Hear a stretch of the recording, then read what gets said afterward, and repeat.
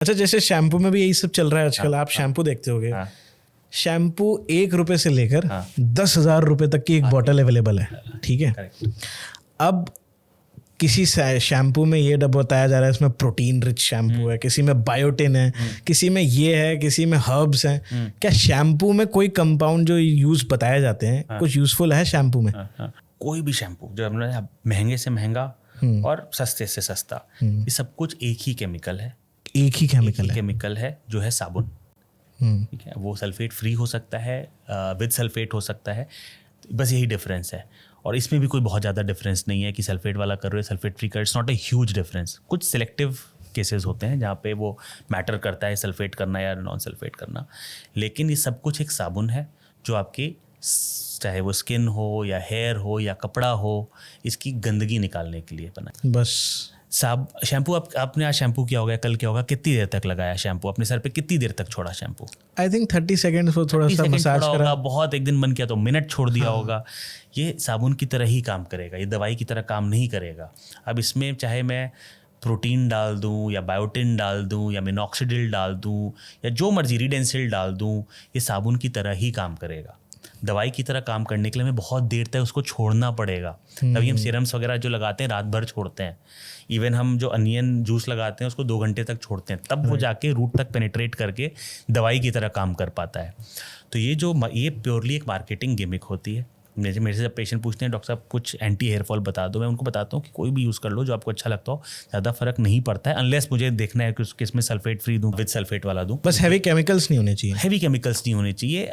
अगर मैं नाम ले सकता हूँ भाई, हेड एंड शोल्डर यूज़ करूँ या केरास्टेज यूज़ करूँ, मतलब ज़्यादा डिफरेंस नहीं है दोनों के अंदर। ठीक है, केरास्टेज इज़ अ बेटर पैकिंग, वही जो सल्फेट फ्री, थोड़ा सा सॉफ्ट शैम्पू, नॉन फ्रेग्रेंस, तो ये सारी चीज़ें हैं जिसकी वजह से उसका कॉस्ट ज़्यादा हो जाता है। बट अपनी पॉकेट देखो, आपको अपनी फील देखो, अगर अफोर्ड कर सकते हो ठीक है, 2% बेटर कर लो, उसके लिए आप डबल कॉस्ट दे दो, डजेंट मैटर। नहीं कर सकते हो तो ज़बरदस्ती पैसे मत खर्चो। दिस इज़ सस्ता वाला इज़ इक्वली गुड। शैम्पू को लेके भी एक कंट्रोवर्सी है। नेचुरोपैथी वाले हैं वो ये बोलते हैं कि भाई शैम्पू यूज़ ही नहीं करना चाहिए, उसकी जगह आप वो पेस्ट बना लो अलग अलग हर्ब से, उससे अपने बाल वॉश करो, उससे एकदम क्लीन हो जाते हैं, बढ़िया हो जाता है। उसके बारे में एक बताओ। देखो, ये बड़ा इम्प्रैक्टिकल सी चीज़ मुझे लगती है कि पेस्ट बनाओ। देखो, अगर आपको गंदगी निकालनी है तो आपको साबुन चाहिए, तभी वो ऑयल निकलेगा और गंदगी निकलेगी, जो कि रीठा शिकाकाई से इतने अच्छी तरह से नहीं निकलेगी। पहले की बात थी, पहले लोग इतना पोल्यूशन नहीं होता था, लोगों के बाल इतने गंदे नहीं होते थे, डर्ट नहीं ठीक है, थोड़ा बहुत कर लिया, तब भी साबुन की ज़रूरत है। तो यहाँ पे आपके माध्यम से बताना चाहूँगा कि शैम्पू से या साबुन से हेयर लॉस नहीं होता है। चाहे डेली कर रहे हो या हफ्ते में 2 बार कर रहे हो, एज़ पर द नीड करिए, उससे हेयर लॉस नहीं होता है। ठीक है, आप बोलोगे कि हमें फिर भी हमें केमिकल फ्री रहना है, कई लोग का होता है हमें केमिकल फ्री रहना है, ठीक है, तो आप ये वाले हर्बल वाले यूज़ कर लीजिए खुद घर में पेस्ट बना के। लेकिन वो जो हर्बल शैम्पू होते हैं ना, भाई ये हर्बल शैम्पू है, उसमें आप पढ़ेंगे तो 1% रीठा या जो भी within a shampoo base, सारा chemical in a shampoo base, जो छोटे से लिख देते हैं ना, सारा केमिकल यहीं उसी में। तो अगर आपके बाल गंदे हो रहे हैं तो आपके पेस्ट से नहीं निकलेंगे, वो गंदगी नहीं निकाल पाएगा वो पेस्ट, तो आपको कोई ना कोई साबुन यूज़ करना पड़ेगा, शैम्पू यूज़ करना पड़ेगा, और वो विलेन नहीं है यहाँ पे।